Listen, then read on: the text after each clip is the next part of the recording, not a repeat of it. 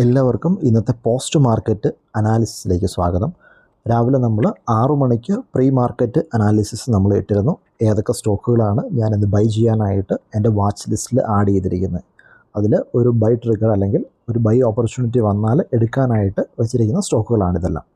അപ്പോൾ ഇതിൻ്റെ പെർഫോമൻസ് എന്തായാലും നമുക്ക് ഇന്ന് നോക്കാം. ഇപ്പോൾ 4 മണി 4:45 നിങ്ങൾ സ്റ്റോക്ക് മാർക്കറ്റ് പഠിക്കാനായിട്ട് ബേസിക്സ് മുതൽ പഠിക്കാനായിട്ട് ആഗ്രഹിക്കുന്നുണ്ടെങ്കിൽ നമ്മൾ അഫോർഡബിളായിട്ട് ഒരു കോഴ്സ് സ്റ്റാർട്ട് ചെയ്യുന്നുണ്ട്.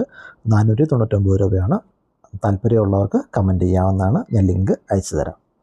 അപ്പോൾ ഇന്ന് നമ്മൾ പറഞ്ഞിരുന്നതാണ് യുണൈറ്റഡ് ഫുഡ്സ് പറഞ്ഞിട്ടുണ്ടായിരുന്നു. ഇത് 80 രൂപയോളം ഇന്ന് കയറിയിട്ടുണ്ട്. നമ്മൾ ചാർട്ട് നോക്കുകയാണെങ്കിൽ 400 ലെവലിലായിരുന്നു. ഇന്ന് 480 വരെ പോയിട്ട്, അതായത് 80 രൂപ നിങ്ങൾക്ക് പ്രോഫിറ്റ് കിട്ടിയിട്ടുണ്ടാവും. നിങ്ങൾ ആരെങ്കിലും എടുത്തിട്ടുണ്ടെങ്കിൽ 20% പ്രോഫിറ്റ് ഉണ്ട്.